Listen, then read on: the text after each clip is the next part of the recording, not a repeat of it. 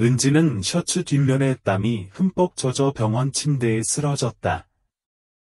그녀는 방금 고통스럽고 지친 노동을 겪었습니다. 새 아이의 울음소리가 울렸다. 하지만 그녀는 행복함 대신 차갑고 무서운 침묵을 느꼈습니다.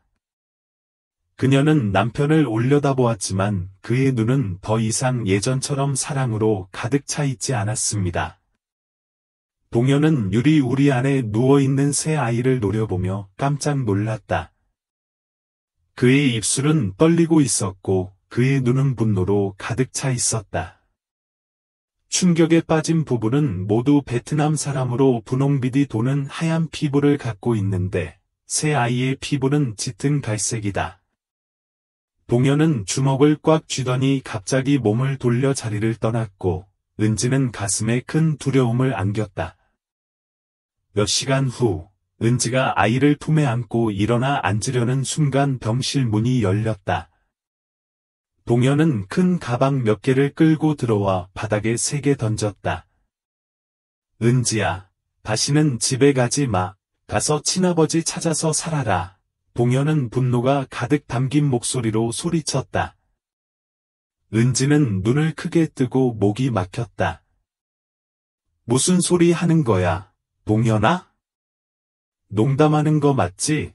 동현은 경멸이 가득한 눈으로 웃었다. 농담이냐? 봐봐, 그 새 아이는 나와 전혀 같지 않아. 난 남의 아이를 키울 만큼 멍청하지도 않아. 넌 우리가 결혼하자마자 나를 배신했어. 내가 이걸 받아들일 거라고 기대하지 마.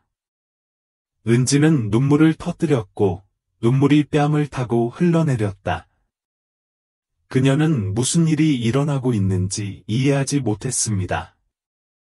남편과 아내 모두 갈등을 겪은 적도 없고 다른 남자가 있는 적도 없습니다. 그렇다면 왜 새 자녀는 아버지를 닮지 않는 걸까요? 동현아, 나는 단 한 번도 너를 배신한 적이 없어. 왜인지는 모르겠지만 그 아이들은 우리 아이들인 건 확실해. 그녀는 동현의 손을 꼭 붙잡고 흐느껴 울었다. 하지만 동현은 차갑게 손을 뿌리쳤다. 가서 다른 사람에게 거짓말을 할 수 있지만 나는 그것을 믿지 않습니다. 지금 당신의 물건을 빼앗아 가면 내 인생에서 당신과 관련된 모든 것을 파괴할 것입니다. 그러자 동현은 뒤를 돌아보았고 은지는 극심한 고통을 느꼈다. 얼마 지나지 않아 은행으로부터 공동계좌에 있던 돈이 모두 인출됐다는 문자를 받았다. 은지는 심연에 빠진 것 같다. 단 하루 만에 그녀는 사랑하는 아내에서 집도 없고 돈도 없고 지원도 없이 버림받은 여자가 되었습니다. 그녀는 떨면서 어머니에게 전화하기 위해 전화번호를 눌렀습니다. 소연 씨, 엄마 목소리를 듣자마자 은지가 눈물을 흘렸어요. 엄마, 동현이가 저 쫓아냈어요. 어떻게 해야 할지 모르겠어요. 소연 씨는 곧바로 병원으로 달려갔고 창백하고 마른 딸과 여전히 붉게 물든 새 아이를 보며 가슴이 뭉클했습니다. 그녀는 아무것도 묻지 않고 재빨리 짐을 싸서 은지와 아이들을 데리고 집으로 돌아갔습니다. 은지는 차 안에 앉아 창밖을 바라보며 계속 눈물을 흘렸다. 그녀는 그녀가 오랫동안 사랑했던 남자가 그녀를 그렇게 잔인하게 대할 수 있다는 것을 믿을 수 없었습니다. 하지만 그녀는 포기할 수 없다는 것을 알고 있었습니다. 그녀에게는 돌봐야 할 새 자녀가 있고 연로한 어머니는 여전히 그녀와 함께 있습니다. 그녀는 진실을 알아낼 것이고 반드시 그렇게 할 것입니다. 쫓겨난 후 처음 며칠은 은지에게 무서운 시간이었다. 그녀는 상황이 그렇게 빨리 바뀔 수 있다는 것을 아직도 믿을 수 없었습니다. 바로 어제, 그녀는 평화로운 가정을 가진 여성이었습니다. 이제 그녀는 3명의 태어난 자녀를 둔 미혼모가 되어 모든 지원을 완전히 상실했습니다. 그녀의 어머니인 소연 씨는 늙었음에도 불구하고 딸을 돕기 위해 노력하고 은지의 밥 한 끼를 챙겨주며 새 아이를 돌보는 일을 돕는다. 하지만 그녀는 걱정스러운 눈빛을 숨길 수 없었다. 은지야, 넌 강해져야 해. 무슨 일이 있어도 난 너와 함께 있을 거야. 소연 부인은 울고 있는 손자를 품에 안고 부드럽게 쓰다듬으며 말했다. 은지는 여전히 마음이 아프면서도 고개를 끄덕였다. 그녀는 영원히 고통 속에 빠져 있을 수는 없다는 것을 알고 있었습니다. 그녀에게는 아직 키워야 할 세 자녀가 있고 앞으로 남은 인생이 남아 있습니다. 그러나 고통은 거기서 끝나지 않았습니다. 어느 날 오후, 은지가 아이의 기저귀를 갈고 있을 때 휴대폰이 진동했다. 은행에서 보낸 메시지, 공동 계좌에 대한 액세스 권한이 제거되었습니다. 그녀의 마음은 가라앉았습니다. 은지는 재빨리 뱅킹 앱을 열었지만 오랫동안 저장해 두었던 계좌 정보가 모두 사라져 있었다. 그녀는 동현에게 전화를 걸었지만 그의 전화는 그녀의 번호를 차단했습니다. 은지는 몸을 떨었다. 그동안 쌓아온 돈, 가족과 아이들을 위해 모아둔 돈이 이제 노골적으로 동현에게 도난당했다. 그녀는 눈물을 터뜨렸고 그녀의 품에 안겨있는 어린아이의 뺨에 눈물이 흘러내렸습니다. 나는 왜 이렇게 잔인한 걸까? 그 사람은 더 이상 그녀를 사랑하지 않는데 왜 그녀를 이렇게 구석으로 밀어넣는 걸까? 아니요. 그냥 놔두면 안 돼요. 은지가 모든 것을 말하는 것을 들은 소연 부인은 화를 냈다. 경찰서에 가겠습니다. 은지는 절망에 빠져 고개를 저었다. 경찰에 신고해도 그 돈을 돌려받기 어렵다는 걸 그녀도 잘 알고 있었다. 나는 신중하게 계산하고 그녀를 구석으로 밀어넣기 위해 모든 것을 했습니다. 하지만 은지는 쉽게 포기하는 사람이 아니다. 그녀는 세 자녀를 품에 꼭 안고 무슨 일이 있어도 일어서겠다고 스스로 다짐했습니다. 그로부터 며칠 후, 은지는 자신의 삶을 되살릴 방법을 찾기 시작했습니다. 그녀는 어머니 집 근처의 작은 식료품점에 아르바이트를 지원했습니다. 일은 힘들지 않지만 월급도 그리 많지 않습니다.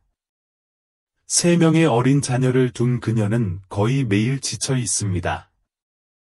하지만 세 자녀의 작은 얼굴을 볼 때마다 그녀는 더욱 의욕을 갖게 됩니다. 은지는 낮에 출근하고 밤에 집에 오면 인생 최대의 미스터리에 대해 계속 고민한다. 그녀의 아이는 왜 그녀의 아버지를 닮지 않는 걸까요? 그녀는 아무런 이상도 없이 임신 당시를 회상한다. 그녀 자신은 단 한 번도 동현을 배신한 적이 없다. 그래서 이것은 무엇입니까? 은지는 DNA 검사를 하기로 했다. 더 이상 동현에게 이를 증명할 필요가 없다. 그는 더 이상 그녀에게 중요하지 않았습니다. 하지만 그녀는 진실을 알아야 해요. 그녀는 이 세 자녀가 생물학적 자녀인지 알아야 합니다. 결과가 나오자 은지는 몸을 떨며 봉투를 열었다. 하지만 첫 줄을 읽자마자 그녀의 심장은 가슴에서 뛰쳐나올 것만 같았다. 세 자녀는 그녀의 생물학적 자녀입니다. 은지는 의자에 앉았고 눈물이 뺨을 타고 흘러내렸다. 그녀는 틀리지 않았습니다. 그들은 정말로 그녀의 아이들이었습니다. 그런데 왜 그들은 그렇게 다른 혈통을 가지고 있습니까? 그녀는 거기서 멈추지 않기로 결정했습니다. 그녀는 자신의 출신에 대해 더 많이 알아야 합니다. 그녀는 어머니에게 가족에 대해, 이전에 전혀 알지 못했던 친척에 대해 묻기 시작했습니다. 그런데 소연 부인이 갑자기 조용해졌다. 은지는 눈살을 찌푸렸다. 엄마, 무슨 일이에요? 그거 알아요? 소연 여사는 입술을 깨물며 걱정스러운 눈빛을 했다. 은지야, 이제는 내가 진실을 알아야 할 때가 된 것 같구나. 은지는 숨을 죽이고 기다렸다. 그녀의 마음은 불안감으로 가득 차 있었습니다. 그녀가 곧 배우게 될 진실이 그녀의 삶을 다시 바꿀 수 있을까요? 은지는 심장이 쿵쾅거리며 멍하니 앉아 있었다. 그녀는 설명을 기다리며 어머니를 바라보았습니다. 소연 부인은 한참을 머뭇거리다가 한숨을 쉬었다. 그의 눈은 조금 생각에 잠겨 있었다. 사실 당신은 아버지의 친자식이 아닙니다. 그녀가 어렵게 말했다. 은지는 깜짝 놀랐다. 뭐라고 하셨나요?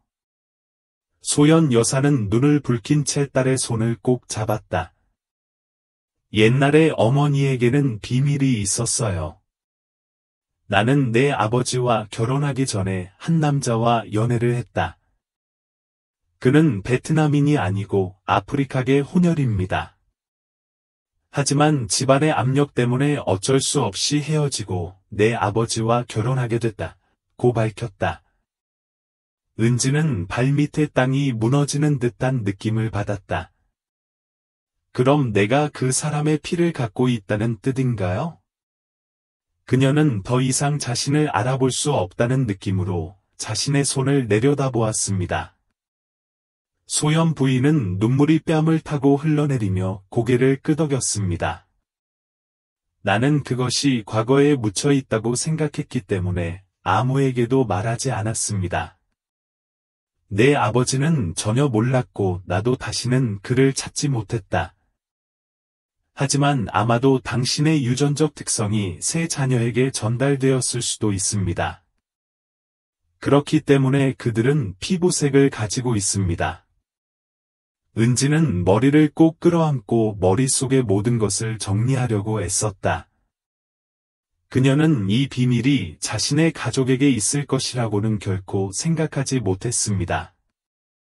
이제 모든 것이 명확해졌습니다. 새 자녀는 다른 남자의 자녀가 아니라 그 피의 결과입니다. 안도감이 들었지만 곧 분노가 뒤따랐습니다. 그녀는 너무 많은 고통을 겪었습니다.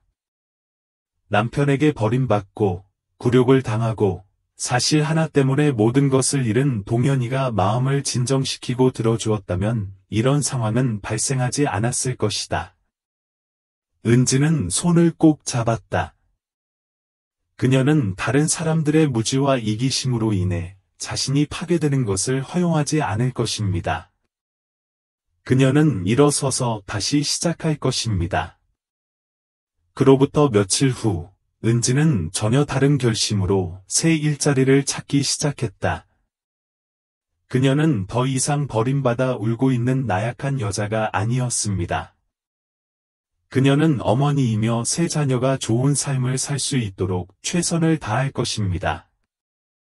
그녀는 한때 일을 꿈꿨던 대기업에 지원했다.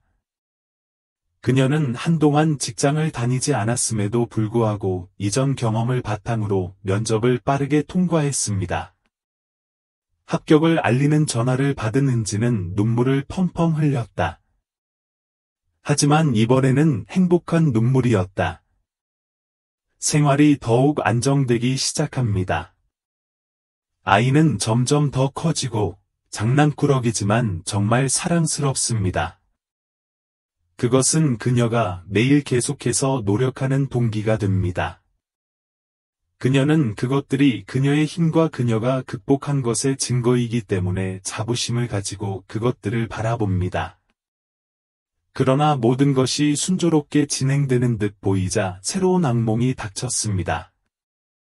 어느 날 저녁, 막 일을 마치고 집에 돌아온 은지는 문 앞에 이상한 봉투가 놓여 있는 것을 발견했다.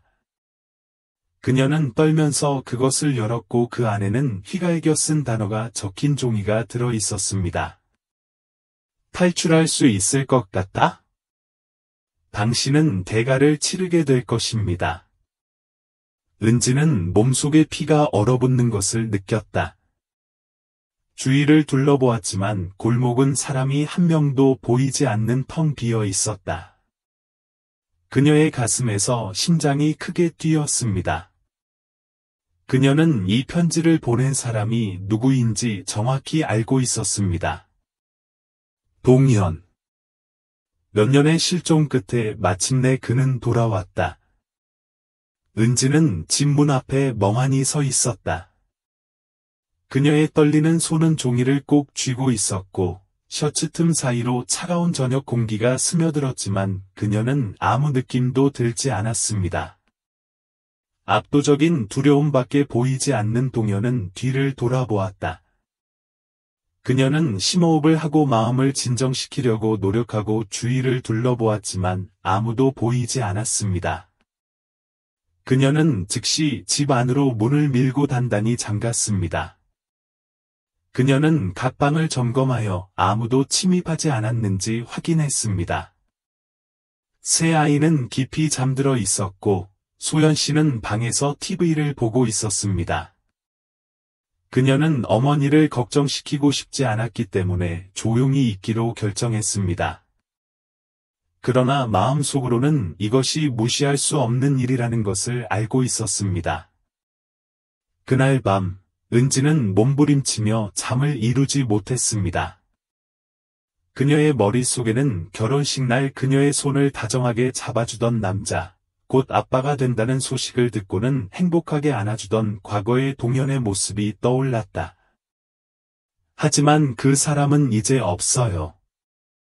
한때 그녀가 알았던 사랑스러운 남편은 어리석은 오해로 인해 그녀를 파멸시키려는 잔인한 남자로 변했습니다.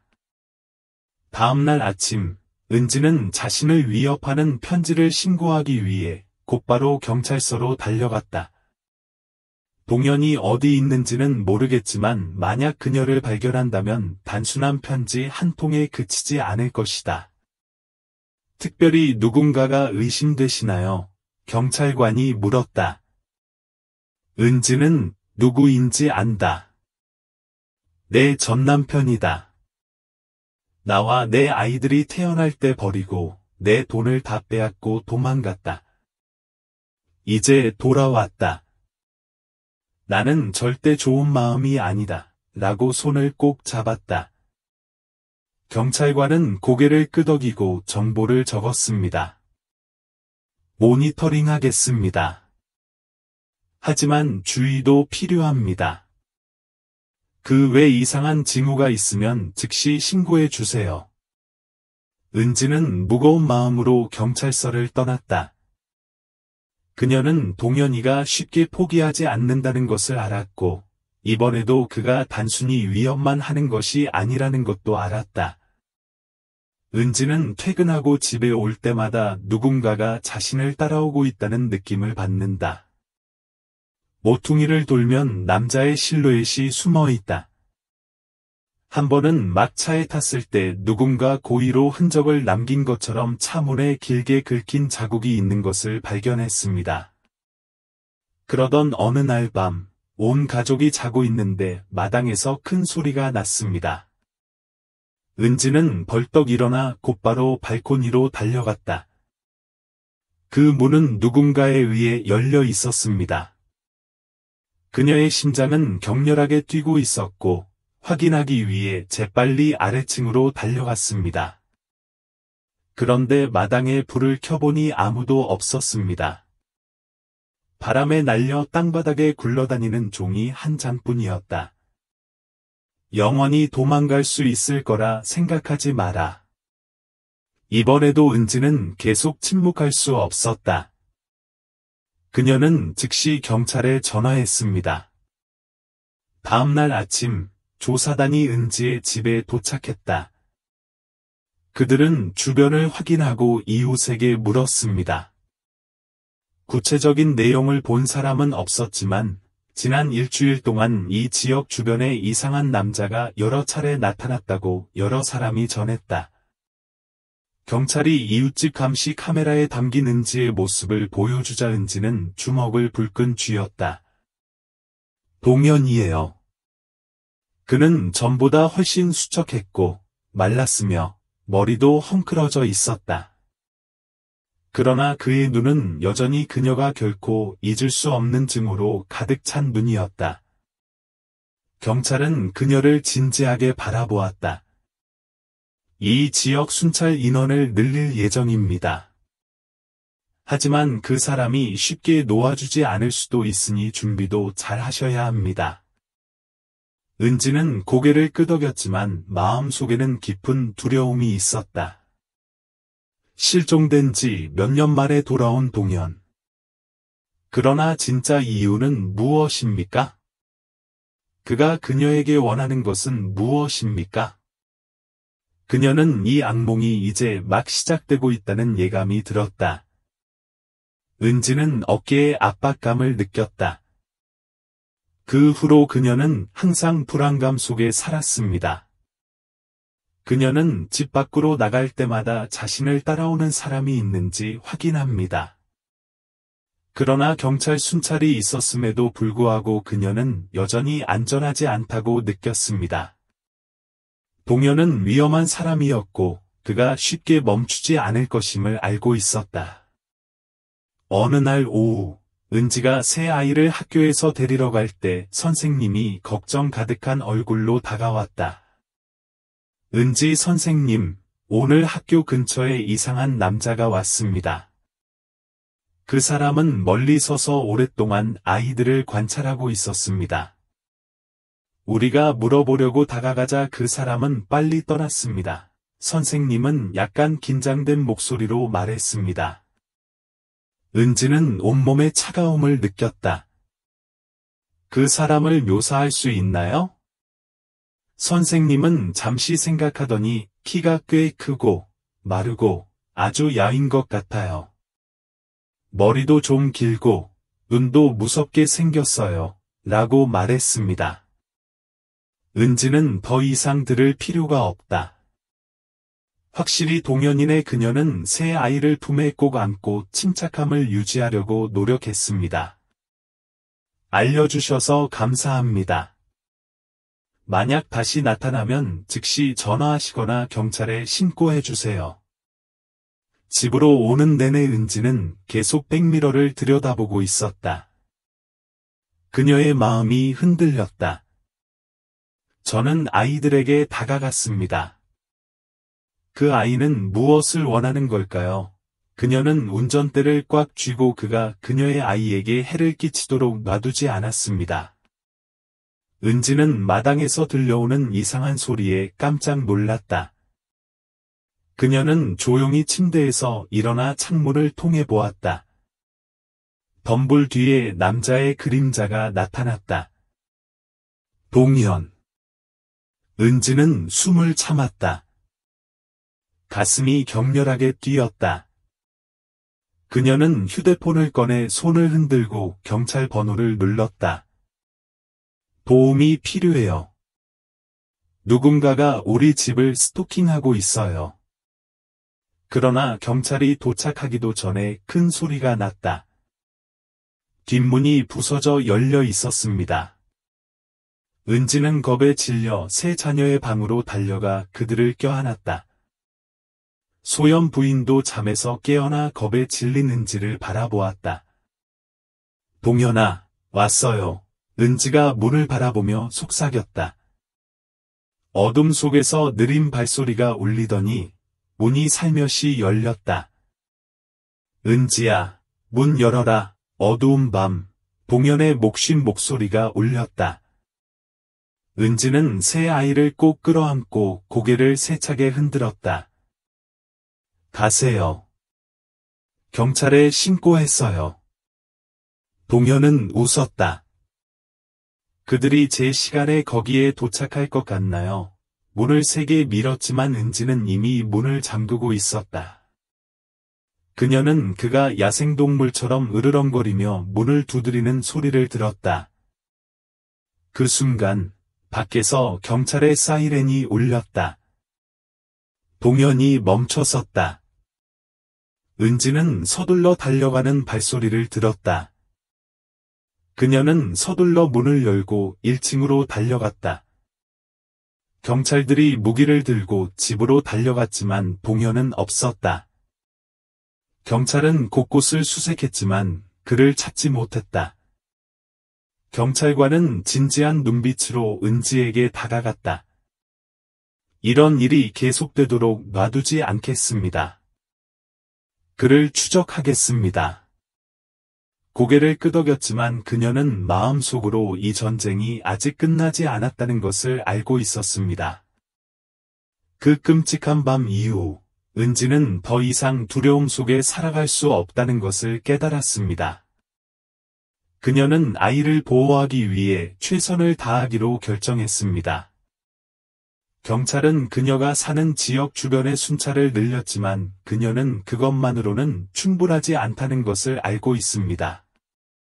동현이가 야생동물이 됐어요. 그는 단순히 그녀를 위협하기 위해 돌아온 것이 아니라 실제로 그녀의 삶을 파괴하고 싶었습니다. 그녀는 다음날 다른 곳으로 이사하는 것에 대해 어머니와 논의하며 시간을 보냈습니다. 하지만 내가 행동하기 전에 다른 일이 일어났습니다. 그날 오후, 은지는 출근 중인데 아이가 다니는 학교로부터 전화가 왔다. 은지 씨, 새 아이의 아버지라고 주장하는 남자가 왔습니다. 데리러 가고 싶다고 하더군요. 은지는 누군가가 자신의 가슴을 세게 때리는 듯한 느낌을 받았다.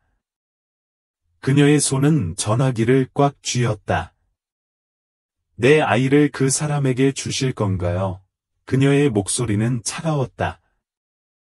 아니요, 물론 아닙니다. 그러나 그들은 그가 아이들에게 자신을 따라오라고 요구하며 소란을 피웠다고 말했습니다. 우리가 경찰에 신고하겠다고 위협하자 그는 떠났습니다. 은지는 거의 숨을 쉬지 못했다. 나는 더 이상 황금마을의 유령이 아닙니다. 그는 행동했습니다. 그는 당신의 아이를 훔치고 싶어 합니다. 그녀는 즉시 사무실에서 나와 학교로 차를 몰고 갔다.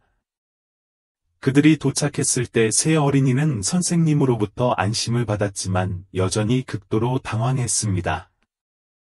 은지는 아이들을 꼭 끌어안고 눈물을 글썽였다. 엄마, 저 사람은 누구예요? 왜 자꾸 저를 쳐다보나요? 세 아이 중 한 아이가 천진난만하게 물었다. 은지는 이 끔찍한 사실을 아이들에게 알릴 수 없어 침을 삼켰다. 괜찮아, 얘들아. 내가 너희들을 지켜줄게. 그러나 그녀의 마음 속에는 끔찍한 두려움이 솟아올랐습니다. 동현은 더 이상 그녀만을 겨냥한 것이 아니라 이제 세 자녀를 모두 원했습니다. 그날 밤, 그녀는 변호사에게 전화의 폭력으로부터 보호명령을 요청하며 동현을 법정에 고소할 준비를 했다. 그런데 그녀가 서류를 정리하고 있을 때 그녀의 휴대전화가 진동했는데 낯선 번호였다. 그녀는 잠시 머뭇거리다가 듣기 버튼을 눌렀다. 은지야, 나야. 동현의 목소리는 낮고 우울했다.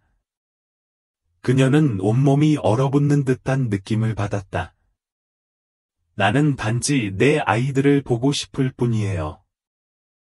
그들도 내 아이들이에요. 은지는 이를 악물었다. 당신에게는 아무런 권리가 없습니다. 내가 당신을 가장 필요로 할 때 당신은 나를 거리로 쫓아내고 어머니와 나를 버리고 내 돈을 모두 훔치고 심지어 몇 년 동안 나를 위협까지 했습니다. 이제 당신은 단지 나를 파괴하려고 돌아왔다고요? 동현은 한동안 말이 없었다가 목소리가 낮아졌다.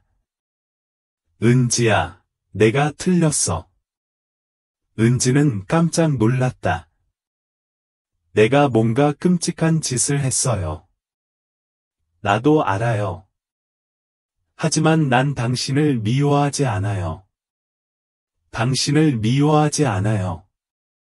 진실을 직시할 수가 없어요.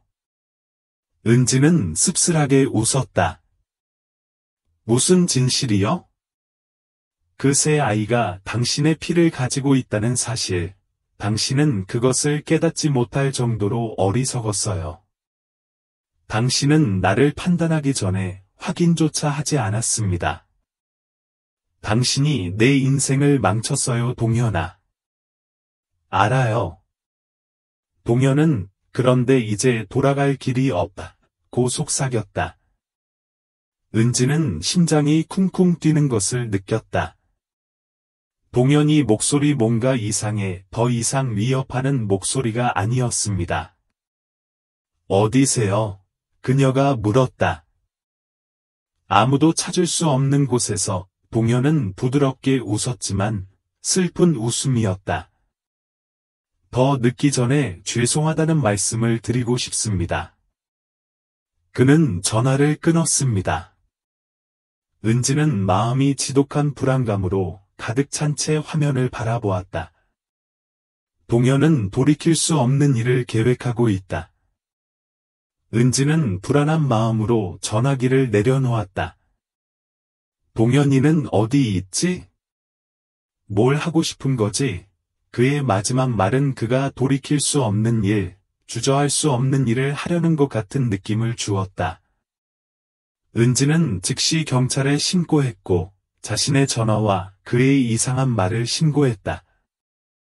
절박하고 궁지에 몰린 사람은 예상치 못한 일을 할 수 있습니다. 경찰관이 진지한 목소리로 말했다. 즉시 조사하겠습니다. 귀하와 귀하의 자녀를 보호하기 위해 안심하십시오. 징후가 있으면 즉시 신고하십시오. 은지는 고개를 끄덕였지만 마음속으로는 안정감을 느낄 수 없었다.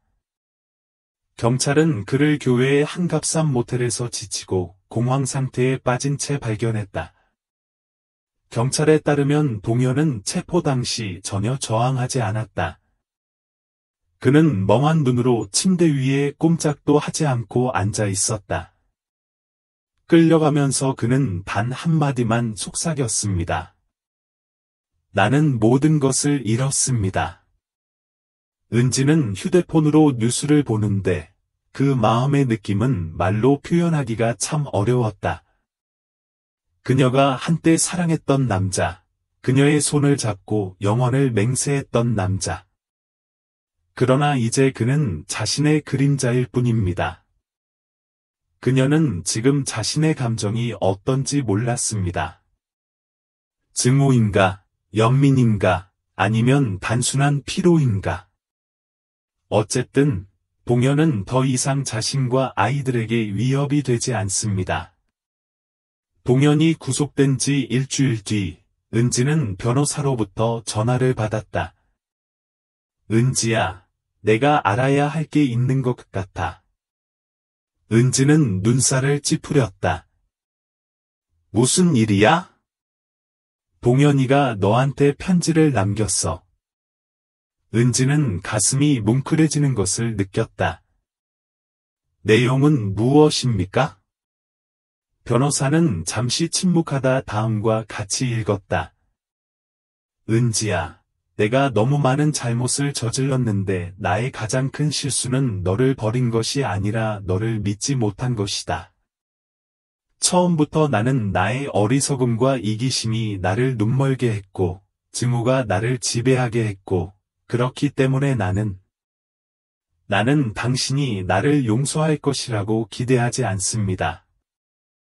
나는 그럴 자격이 없지만 모든 일이 끝난 후 바로 내가 할 수 있는 일이 있다면 그것은 당신과 아이들을 떠나서 당신이 마땅한 삶을 살 수 있도록 하는 것입니다. 행복해라, 은지야. 어디에 계시든 행복하시길 바랍니다. 은지는 말을 잇지 못하고 갑자기 눈물을 흘렸다. 나는 마침내 내 실수를 깨달았습니다. 하지만 모든 것이 예전처럼 돌아갈 수 없는 상황에서도 그게 무슨 의미가 있을까요? 그 후로도 은지는 자신의 삶을 이어갔다. 그녀는 여전히 직장에 다니고 세 자녀를 돌보며 더 나은 미래를 위해 매일 노력하고 있습니다. 동현은 위협과 괴롭힘 행위로 유죄를 선고받았지만 그의 우울한 상태를 고려해 법원은 그를 감옥 대신 심리치료센터에 보내기로 결정했다. 은지는 그를 찾아온 것도 아니고 사과할 필요도 없었다. 그녀는 단지 자신의 삶을 계속 살고 싶을 뿐이고 무엇보다도 자녀들이 고통스러운 과거의 그림자 없이 평화롭게 자라기를 원할 뿐입니다. 동현이 체포된 이후 은지의 삶은 점차 정상으로 돌아왔다. 더 이상 협박 편지도 없고 매일 그녀를 따라다니는 교활한 인물도 더 이상 없습니다. 마침내 악몽이 끝난 것처럼 그녀는 그 어느 때보다 안도감을 느꼈다.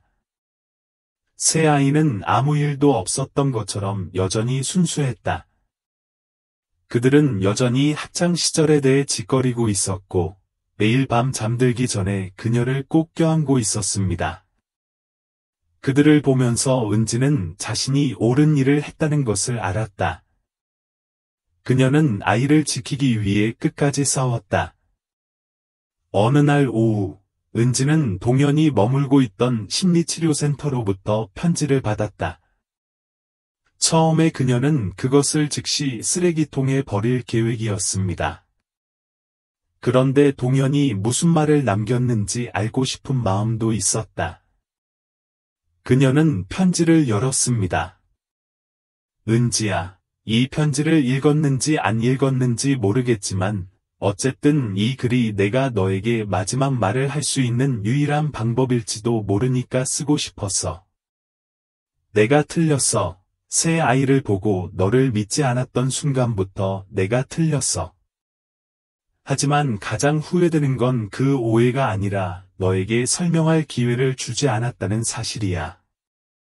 그날만 참았더라면 모든 것을 잃지는 않았을 텐데, 배신당한 건 나라고 생각했는데, 배신자는 아내가 나를 가장 필요로 할 때 바로 버린 나였다.